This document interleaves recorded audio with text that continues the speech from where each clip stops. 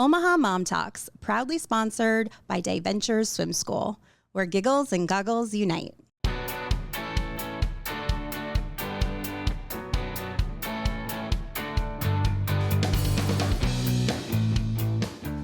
Hello and welcome back to Omaha Mom Talks. I'm your host, Jessie Gutierrez, and today I have my friend and fellow perinatal mental health therapist, Rachel Brabec.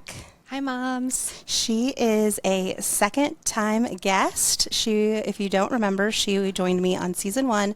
We did an episode together on PMADS 101, perinatal mood and anxiety disorders. So if you haven't listened to that episode, please go back and listen.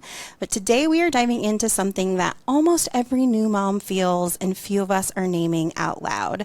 And that is the grief that we experience and feel from our old self, your old life, your freedom, and how that grief and loss can absolutely coexist with this deep love that you have for your baby. Mm-hmm. So first, Rachel, welcome back. Thank you. I'm so excited to be here. Thank you for having me. Yes, I love sharing you with everyone. Please introduce yourself to Omaha Mom Talks. Yeah, hi, I'm Rachel. I'm a local mom and perinatal mental health therapist. And I've been in the perinatal world for about 7 years now in private practice. I'm a mom of 3. I have a 7th grader, a 6th grader, and a 2nd grader. And so I'm just living that life. Yeah, you guys are busy. We're busy. For sure. So for those that don't know, Rachel and I go way, way back. Do you want to tell them how we met? Way back. So we met in college. I am a year older than Jess, and so when I was a sophomore, she was an incoming freshman, and we were joined the same sorority. And so I recruited her. I saw her, and I knew.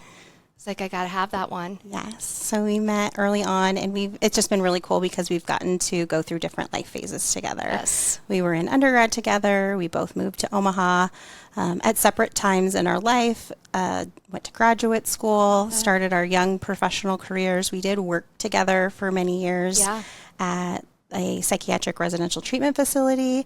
And if you've ever worked a high-stress job, you know how important it is to have good, close relationships with your coworkers. And then we joined this motherhood journey together, and now supporting moms in perinatal mental health. Yes. I also want to add one of your other hats that you wear is trainer. Oh, yes. Can you share with us a little bit about that? I would absolutely love to share this. This has been a journey I've been on for several years, and recently was able to provide the first training for Karen Kleiman's Art of Holding, a 6-hour core advanced training. And so I've been working with Karen, who is just a guru in our field. She's written all the texts, she's done all the research. Yes. And so I've studied under her and was able to co-found, along with a handful of other people, a holding coalition with the goal of teaching other clinicians how to care for perinatal women in distress. And so recently did the first training as lead trainer of that program. It was amazing. So thrilled about that. Yes. Yeah. And a lot more exciting trainings that you will be offering to help our clinicians and help moms get the support that they deserve. Yes, so good. I love it. I love it. So Rachel and I are both perinatal mental health therapists supporting moms through pregnancy, postpartum, and beyond. And what we know from our clinical work and from our training and education is that there are some common themes that we see, especially in early motherhood. Yes. And one of those themes that we're going to be talking about today is this grief that we experience about the loss of our old life, our old self, that freedom that we have. And so, Rach, I'm just curious, is this something that you remember experiencing yourself as a new mom? Yeah, so my perspective on this is a little bit unique. When I was thinking about this, I think it's, similar to adolescence, right? And adolescence and matrescence live in that same theme. This idea that we're bridging over to this different part of our life that maybe we don't have a lot of context to navigate yet. And so when I was thinking about this journey for me, I remember being a new mom and knowing it was really hard and not having a lot of understanding or context as to why it might be hard. Yeah. And that made it even scarier for me because I was really worried about, gosh, is this motherhood? am I going to feel like this for a very long time? I think something that's unique about this, and really mimics adolescence is that it's not until we reflect are we able to have more clarity. When we're in it, it's hard to see it. When we're in our adolescence and we're reactive and impulsive and those big emotions are there, that's our real life. We're living that. Yes. We are living it. But there's so much compassion and tolerance around it from our society, right? And understanding and support. Absolutely. And they're just going through it. Teenagers. Yep. Oh, they're 13, right? And we just know that this is a transition and they're not going to be like this forever, but dang, they're going through it. Yeah. Right? Yeah. In motherhood, I was going through it, but I didn't have that context and I didn't know it was temporary.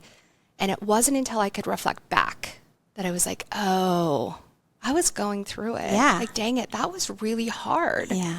And, being a new mom, I felt immediately really nurturing towards other new moms. And in reflecting back, I can recognize that's what I was needing. I needed that. I was really craving that. And the only way I knew how to communicate that was to try to meet that need for others or try to recognize that need in others. And now looking back, similar to those other transitions, when we're in it, it's really, really hard to see. Yeah. Yeah. And this term matrescence, if listeners are new to hearing that term, this is basically the process of becoming a mother. So a lot like adolescence, where we see all these hormonal shifts, emotional shifts, changes in our identity, our roles, our responsibility. There's so much growth. And this term matrescence was actually coined by an anthropologist in the 70s. But interestingly enough, it's still not a common household term that people are using. Absolutely. And part of the reason why we know that it's so important to talk about these expected common feelings that many moms experience is that it can really reduce the shame and the guilt that moms feel if we can prepare them that these are natural, common feelings that lots of moms experience. And it doesn't equate the fact about how good of a mom you are or how much you love your babies, that those things do not, one does not equal the other. Absolutely. There's no causation there. And for a lot of the moms that I hear, when they are finally sitting down in my office, on the couch, and they're telling me about these really vulnerable feelings about not liking certain parts of motherhood, it's emotional. And a lot of times they have not shared that with anybody else. And there's often a lot, what we unpack is a lot of guilt for feeling like, how could I feel this way? I love being a mom. Absolutely. I love my baby. Or what kind of mom says these things, and to that I say, good moms. Absolutely. Good moms say those things. What do you think it is about this guilt or being hard? What is it that's so hard for moms to say? I am grieving old parts of my old life before motherhood. Yeah. I think, there's so much complexity in it. There's so much layers in it. And I think this is why it is important to have a support system around you, whether that's formal support and you're in therapy or you're talking to close friends or family members about kind of processing through, because of course you feel this way, right? Of course you feel this way. When we bring that baby into our world, it is so challenging to meet the needs of a human that's completely dependent on us. That complete dependence has to come at some kind of cost. And the cost is our independence, right? And we've worked our whole life to achieve an independence where we're able to care for ourselves, and maybe we're, taking care of our partner and our home, and we're rocking it at our job. And now we really want this sweet little baby, and we bring this baby into our life, but there's a cost. And that is oftentimes ourself, right? There's this change. We're not eating when we need to eat. We're not sleeping when we need to sleep. We're having a hard time even getting a shower. And those basic needs are going to weigh on how we feel about ourselves. And as we struggle to kind of identify, who am I in this role? There's going to be grief in the recognition that I'm not going back to an independent self. Right? That I'm transitioning into something that's brand new. There's a human completely dependent on me. That is going to impact my ability to take care of my own needs. But on top of that, what we see specifically in women, right, is that a lot of our value and self-worth is embedded in meeting the needs of others, of overcompensating in relationships. And so we start to question that. We start to question, okay, so I'm a person that's going to need things now? Right. Like, I'm the fixer, I'm the doer, I'm the problem solver. Absolutely. Like, I'm the caregiver, and who's taking care of me? And here comes this idea of shame and guilt, this idea that I'm recognizing that maybe I need to be cared for because I'm giving so much to this little dependent human, and I'm not comfortable with that. I don't know how to identify my own needs. I don't know how to set boundaries. I don't know how to advocate for myself because I've just found so much worth in overcompensating in these relationships. And so we start to let go of those things that have created our independence. We can't take care of ourselves in ways that we historically have. I can't just go for a walk. I have a baby, right? I can't just go out with my girlfriends and have a night away. I'm pumping or I'm breastfeeding or, right? I feel guilty that I'm leaving my partner. Here is this whole different set of circumstances that you're all of a sudden navigating the world with, right? And that complete dependence is oftentimes what polarizes us in that love for our baby. Yes. Right? It's, I love this baby. And that exists totally separately then. And it's really hard to be responsible for a completely dependent human. Yes. And we see that tug of war all the time with moms. You know, I will hear moms say, I love my baby so much. I want to be with him or her all the time. And I dream about a stay in a hotel by myself. Absolutely. Right? And I'm like, of course you do. Absolutely. Of course, you do. And a lot of moms are like embarrassed to say that out. I'm like, girl, if you don't think that I haven't wanted a night in a hotel, in a bed by myself to watch my shows, like, please, we all, you know, because the demands of motherhood are so high. That's exactly right. Your needs as a human being also exist. They are there too. And they are competing, and we are figuring out, you know, in this transition on how do we do both? Yeah. How do we compete and make sure that there's some sort of balance for us that feels comfortable. So if you're like nodding your head so far as a listener and feeling like you can relate, just please know that you are not alone, that these are very common and expected feelings that we anticipate for moms. And part of our chat today is just to normalize some of those common things that not only do we see in our clinical practice, but we also see in the research. And so we want to chat, like if you are pregnant or if you are in postpartum or if you love a mom, if you are in a partnership, right? These are good things for us all to know so that we can normalize and support and say, yeah, it makes sense that you feel that way. Of course you do. Yes. Those are really to be expected, right? So let's chat a little bit about some of the common like loss related transitions that we see to motherhood. Just knowing that as we name them, hopefully that can reduce some shame for those that are listening or going through it. So let's kind of chat through together some of these common losses that we see, and then we'll chat through like in ways that might show up. What comes to mind, I guess, for you? Yeah, I think, you know, we really touched on this idea of loss of self, loss of identity, really kind of reshaping that. I think loss of the relationship with partner, really adjusting to partner as a caregiver or as a dad. We've not seen our partner in this role maybe. And that's, you know, a transition as well. I think loss of this idea of what motherhood is going to be. We are raised sometimes with an idea of not only what motherhood is, but what kind of mother we're going to be. Yeah. And as we come into motherhood, that's rapidly challenged.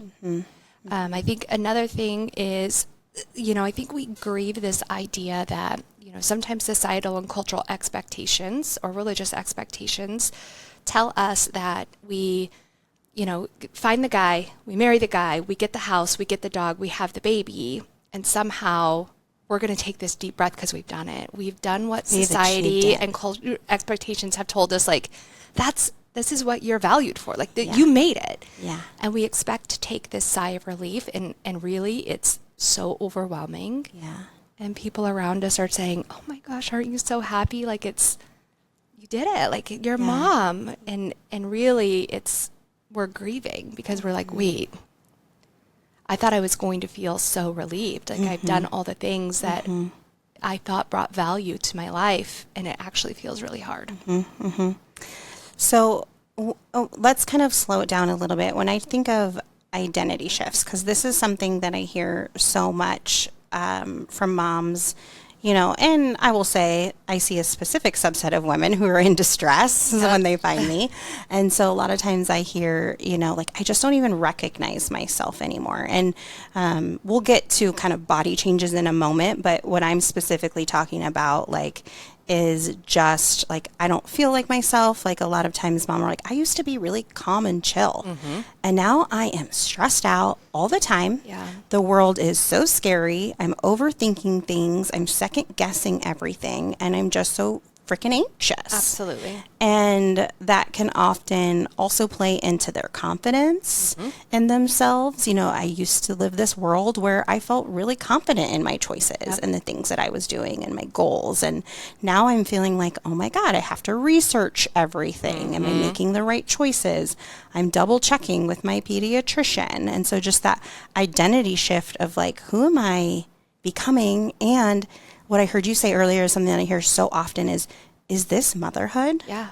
Yeah. Am I stuck here forever? Yeah. Am I going to do this forever? Yeah. Yeah. Yeah. And perhaps we can also kind of relate to, I think, of other identity shifts like adolescence or the first time you move away from home, right? Like we don't know how to do those things because we have never done them before. We've never done them before. And that is the same with first time moms. We have never done this. Maybe I have babysat before, or maybe I had siblings, but I have never carried and birthed and now been fully responsible for a baby before. Right. And this is a huge transition that you can read every book and you can take all of the education classes, which are wonderful, by the way, and I encourage you to do. And you can still feel really unprepared. And that's particularly hard for our high achieving, perfectionist type moms who are used to being like, I'm confident in all of the things that I do, especially when I've read the books. Yeah, I have read all the books and I took all the classes and I know what to expect. Yeah. And then here comes this human who, you know, I can never predict what the temperament's going to be of a baby. Let's just make sure everybody knows that. Yeah. And I always, you know, tell my moms if there was one way, there would be one book. How many books are there? Right? Because these are all different humans, right? It's going to be really hard to predict. I also think there's a pressure there, you know, especially with high achieving moms, that the failure or success of this human is a reflection of me. I'm still there, and they're 4 and 7. Absolutely. It's We're so all hard. there, right? Yeah. It's this idea that if whatever this human needs, I want to provide for them because their success is a reflection of me being a good mom, right? And if I show up and I forget the diaper bag, or if I'm in Target and my baby is crying and someone looks at me and I don't know what to do, gosh, what will they think? And so here comes some of that isolation too, right? That idea of loss of self. I can't just run out to Target because now this is unpredictable. I don't know what people will think about me if I have this little human. They'll think I'm doing a bad job. Yeah. That can be, you know, a really big shift in their identity as well. Absolutely. I mentioned, and we chat a little bit about this change in body and even like our sexual selves. So what are you seeing or hearing from some of the moms that you support in terms of this loss of maybe pre-pregnancy body? And I think, you know, we've done such a good job, I think, with body image in these recent years, just kind of naming and giving a little bit of compassion, a little bit of tolerance. I hear moms say, I know I just had a baby, right? It's this idea of, I know I just had this baby, but this body is really different. I don't quite know this body. My clothes don't fit. I don't fit into the maternity clothes, but I don't fit into my old clothes. And so that leaves them in this in-between, right? Am I stuck in this body? Is this now my body? I don't feel very confident about it. I don't want to go out. What am I going to wear? And so there are sometimes these ruminating thoughts about that. We can kind of get stuck in that idea of who am I? Even looking in the mirror and seeing that tired face, right? And just not quite knowing, is this me forever? Am I always going to be this tired, this overwhelmed? Yeah. And I think it is very common for those that are listening to miss your previous body, right? For a lot of the women that I see, I hear them say, right before I got pregnant, I was in the best shape of my life. Maybe it was because they were getting wedding ready or, just quite frankly, had more time to devote to their health and wellness. Absolutely. And so they were like, I was feeling really good. I was feeling really confident. I looked good. I felt good. And then this baby and this pregnancy came, and now I don't like the way my body feels. It feels so different. It feels so foreign to me. And this can be so challenging, right? And a lot of women are also, I think there's that embarrassment and shame to say that because they're like, I know I just had a baby, or I know this is normal. And, and to that I say, you know that logically and you hear that, but there's something in here that's feeling different. And we want to name that. And we want to give that some attention because you're allowed to feel like you miss your own body, or you're allowed to feel, like there's an adjustment period. And so let's talk about that. And not to mention if you've experienced any sort of birth trauma or medical trauma. A lot of those patients are, they're feeling a disconnect from their body. And so we can expect that this can be a challenging transition, and transition meaning that it won't feel this way for forever. Right. And again, I think two possibilities can exist. We can be really grateful for a body that did something incredible, and we can feel really disconnected, or, we can feel like that body failed us in some way. And two truths can be here. Another one of the common losses that we see is this loss of freedom and spontaneity. Holy moly, right? Like I can't just, go to the gym whenever I want to, meet up with friends, even running errands alone feels like impossible when you are in new motherhood.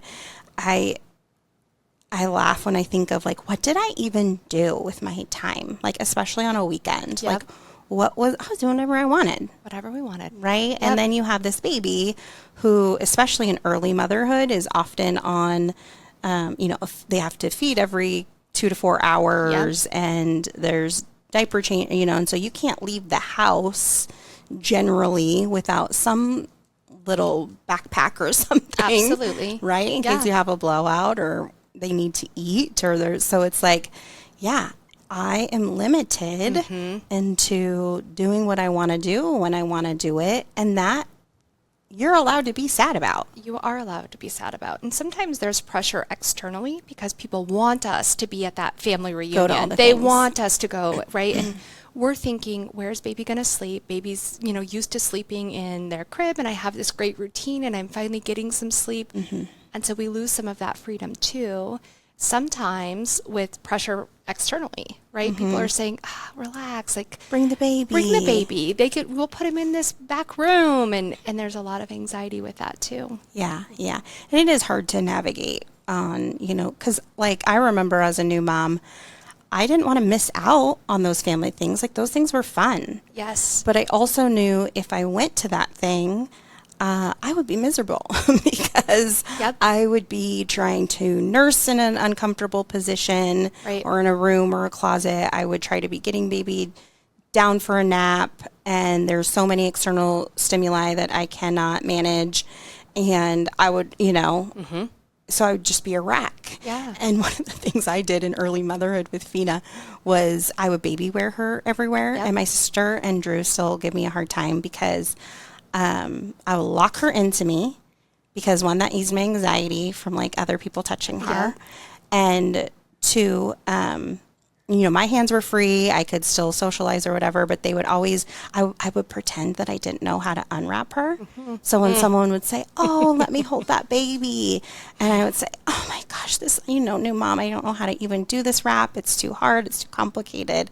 And Drew and Rana would just be like, oh my God. And I'm like, listen, you want me here? Absolutely. At this event? And you know what? Then I'm going to wear the baby. I'm going to wear the Moby. Of course you did. Yes. And we showed up to the family events. No one got to barely see her or touch her, but we were there. So you get what you get, people. Mom has to decide what she can do and what her capacity is for doing the hard things. I totally agree. Yeah.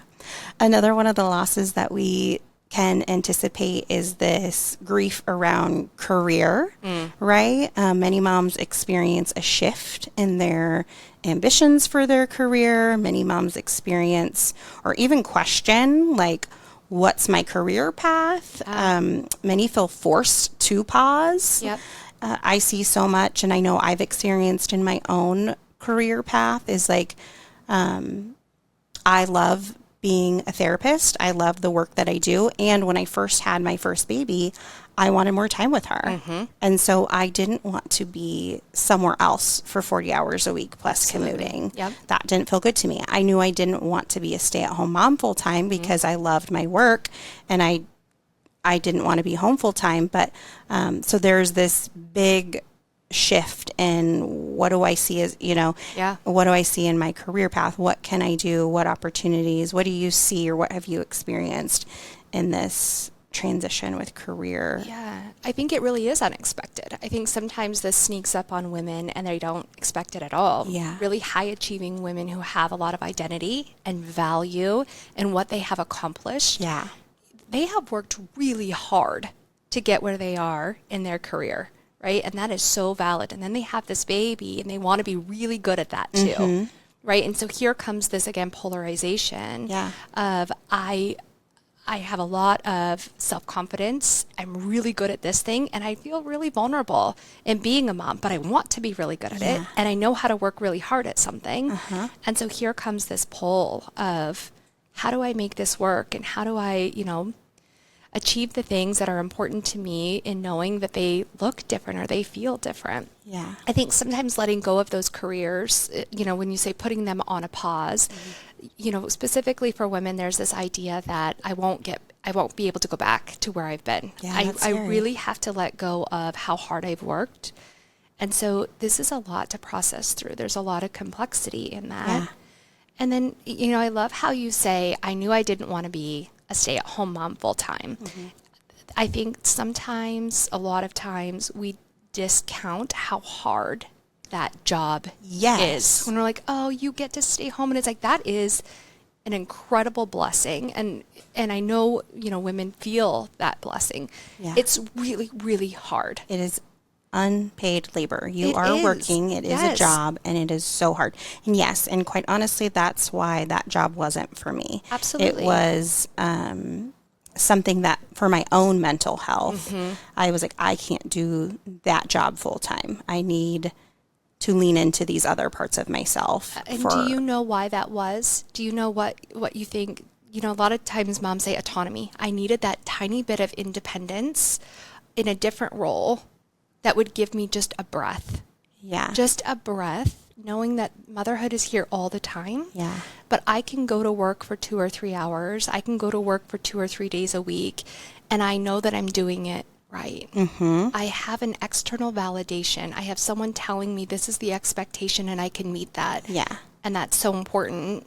Yeah. Yeah. And I think I felt that, and I certainly see that a lot, which is like, when I'm at work, I know that I'm good at it, right? And like, that feels good to me, and that helps boost my overall wellness and self-esteem and confidence.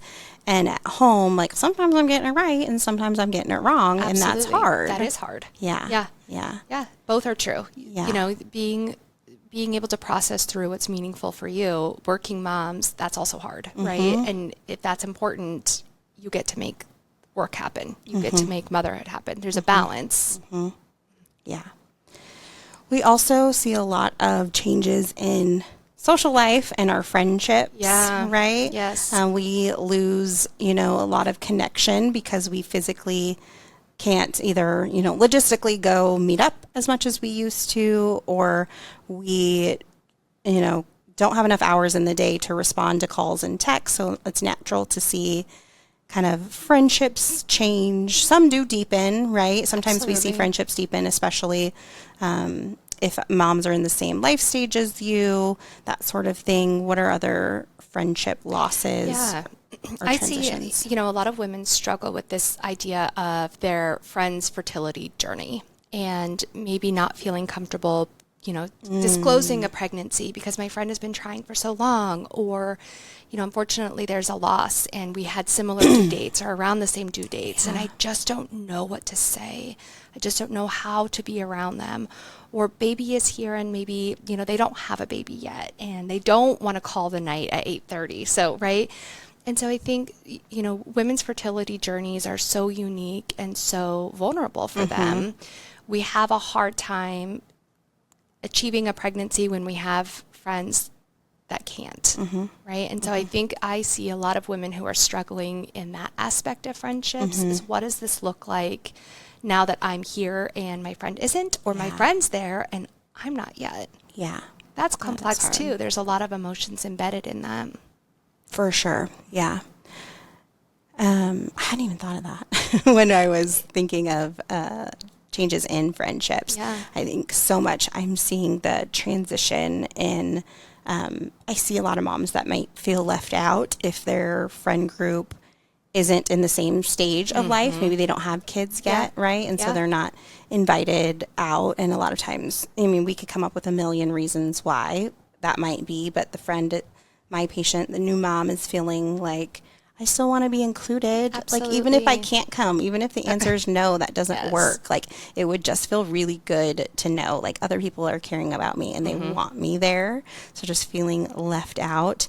And then I see a lot of people feel like when they do get with their friends and the baby's there, baby's getting all of the attention. Absolutely. And so feeling left out again. And that is something I remember us experiencing where, like, when you were in new motherhood and I wasn't a mom yet and we would get together, I'm like, oh my God, give me that baby. And we used to always hug and embrace each other when we got together. And you were like, hey, I still want to hug. And I'm like, oh my God, I forgot about you. Give me the baby, And so it's just like, those missed moments of connection are still needed for that new mom. Yes. And so making sure that as friends, we are still loving on that mama. We are still, of course, we want to dote on the baby. Absolutely. But she is a human too that deserves to feel important and special and valued. Yes. And those are, when you validate or you see that these are the people that you need to see you, right? The people you're getting together with and your family members, these are the people that,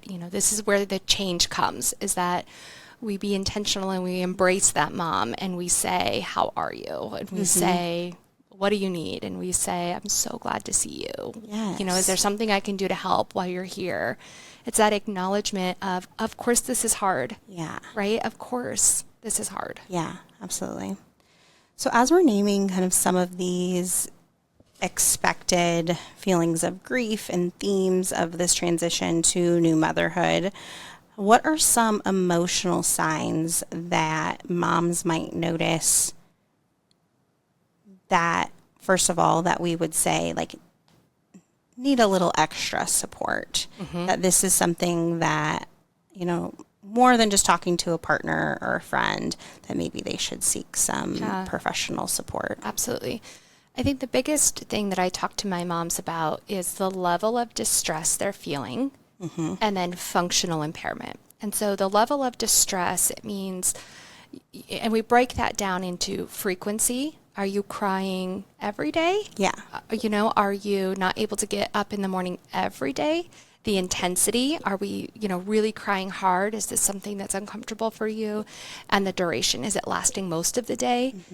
And then functional impairment. Are you still able to care for baby and yourself? Or is the way you're feeling getting in the way of being able to do those things? If we have that distress that feels really high, like this is really hard for me. I'm struggling with the way I'm feeling and it's getting in the way, or it's getting in the way, you deserve to talk with somebody to figure out a little bit more what's going on. Yeah. I think anyone who has an inclination of maybe I should talk to somebody should talk to somebody. Trust your instincts. Trust your instincts. Yeah. If you feel like there's a problem, or if you're feeling like, I'm not sure if this is normal postpartum, then you deserve to talk to someone. You don't have to have a diagnosis of postpartum depression or of generalized anxiety disorder to seek help, to get support, and to feel better. Absolutely. And you don't have to be a brand new mom.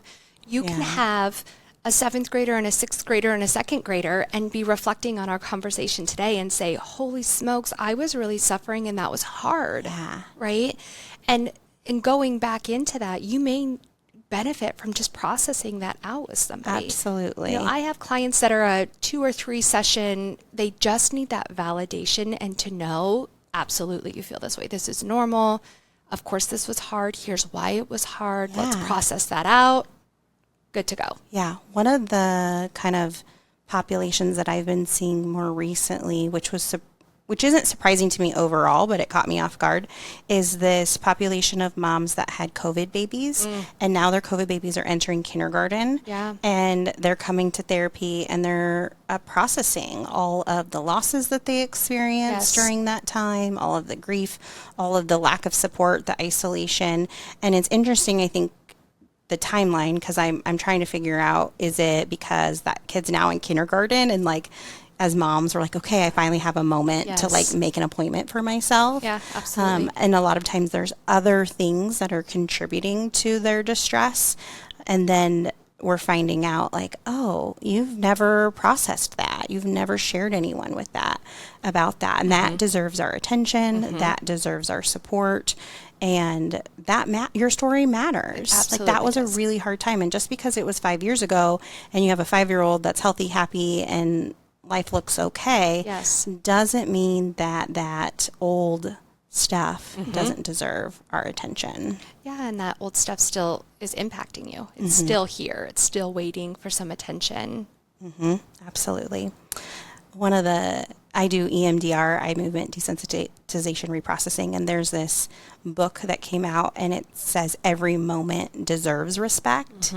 And I really like that because it reminds us that even though maybe it was, even if you're 70 years old and you're like, I had this, really hard birth experience and I never talked to anyone about it, but it was so long ago, it might still be impacting you and showing up how you view yourself.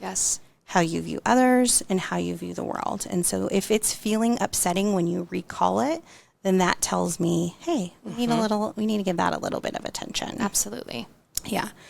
So for moms that are in it, they're in their new motherhood phase of life and they are feeling this grief and this loss, this push and this pull.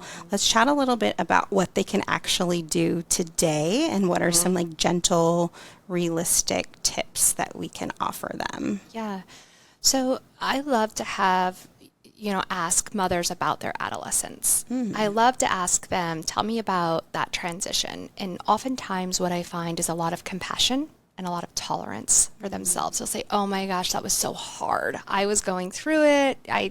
This or that. I didn't know what I was doing. Absolutely. I remember fighting with my mom, or I remember, all of the things.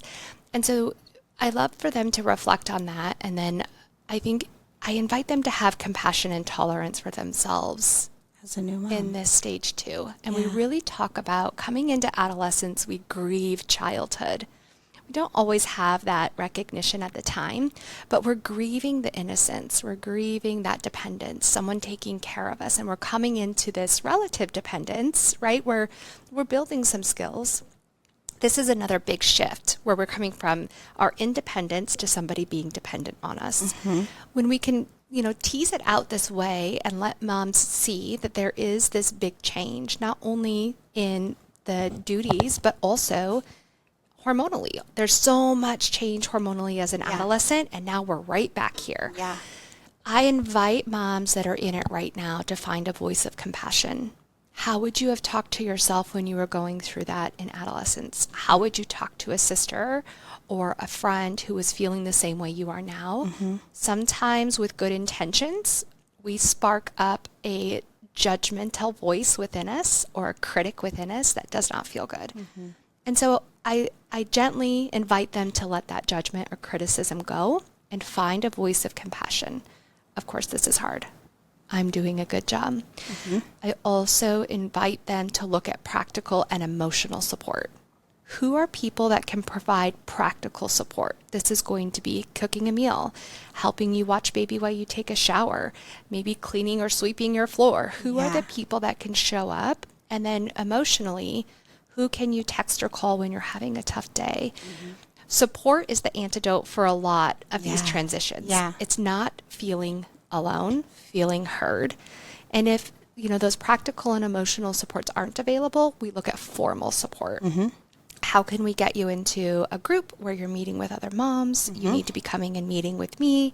How do we create a system around you where you feel supported? Yeah, absolutely. And I think also I talk a lot about you can still connect with that old part of you. Like she still exists inside of you. Yes. While we know that life isn't going to go back to how it was because we have different variables. We do. A living child and different responsibilities. I always want moms to know, like, I can't guarantee that I'll get you, that you're going to feel like you did before, but we are going to get you feeling better. Absolutely. And that old part of you, that pre-motherhood part, she exists inside of you. So how can we connect with her? How can we find these micro moments to connect with her? And like, whether that's putting on a playlist of music from like back in her day, or if it's doing an activity, whether it be an exercise class or whatever, going to a coffee shop that you love to go to prior to becoming a motherhood, but finding these small rituals or micro moments where you can still connect with that part of you. I know for me, with my first, when she was 10 months old, I went on my first trip out of state without her, and I had all the anxiety, leading up to it, and, leaving her home with my husband, her dad, who's fully capable, well-loving, involved dad, but I was still so nervous. And I went on a sibling trip with my brother and sister to a cousin's wedding in California. And I don't know if it was a combination of that fresh Cali air, the ocean breeze, or what, but I freaking felt alive. Absolutely. In a way that I hadn't felt alive in a long, long time.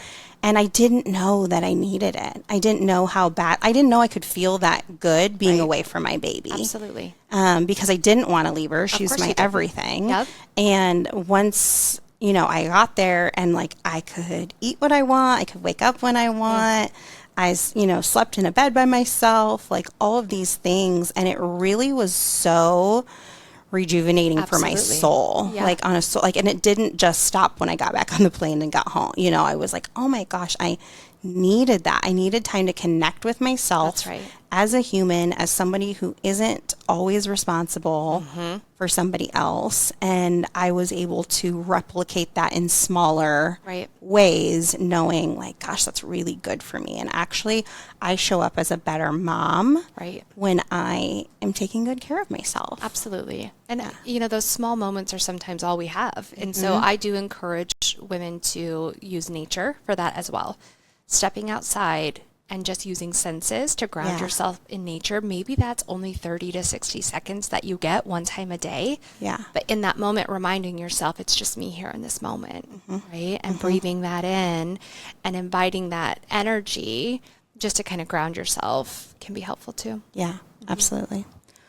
Well, Rachel, thank you so much. Oh my gosh, that went so fast. I know. I could talk about this for so much longer. I know. Okay. We have a lot. Season 3. This is season 3, girlfriend. Season 4. Season 4. Coming back. You need to get caught up on some episodes. Well, so season 2 is the only one out right now, right? No, girlfriend. We're on season 3. Okay. Season 3. We've had 2 episodes, so you're not that far behind. Okay. Yeah. Okay. Yeah. Well, is there anything else that you want to share with the moms that are listening? Take care of yourself, mamas. And this is not about chocolate cake. It's about parenting yourself. I always leave my clients with this: parent yourself, eat well, sleep when you can, hydrate, use your support. It's about social connection. Be a good parent to yourself. You've got this, girls. Yeah. So if you are listening and this message has hit home, please know that you are not alone in your feelings. What you're feeling is valid and shared by so many moms, and again, is reflected in the clinical work that we do and the research. If you are struggling and feeling isolated, and it's feeling like we were saying earlier, it's impacting your daily functioning, or you're just feeling like, I think I need a little bit more support, please reach out to a local or online professional. So online, we have Postpartum Support International, PSI, Postpartum.net is the website. We'll drop it in the show notes. And they have online postpartum support groups, and they have like a ton of them of different, whether you're a single mom or you're an LGBTQ mom or you are a Black mom or you're a mom parenting a medical needs child, whether if you're a dad in parenthood. They have a lot of specific groups for supporting different folks. And so those are all online, free, and you do have to register. They also have a free provider directory. So you can go to their website and look in Nebraska for mental health therapists that are trained in perinatal mental health. If your sadness or anxiety is feeling unmanageable or you're having any thoughts of hurting yourself, please call or text 988 immediately for mental health support.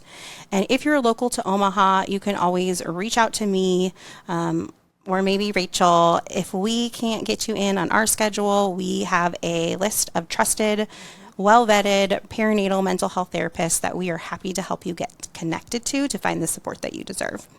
And if this episode resonated with you, please feel free to share with another mom who this might help. As a reminder, it is okay to miss who you were before motherhood and still love who you are becoming. Thank you so much for listening, and take good care of yourselves. Bye.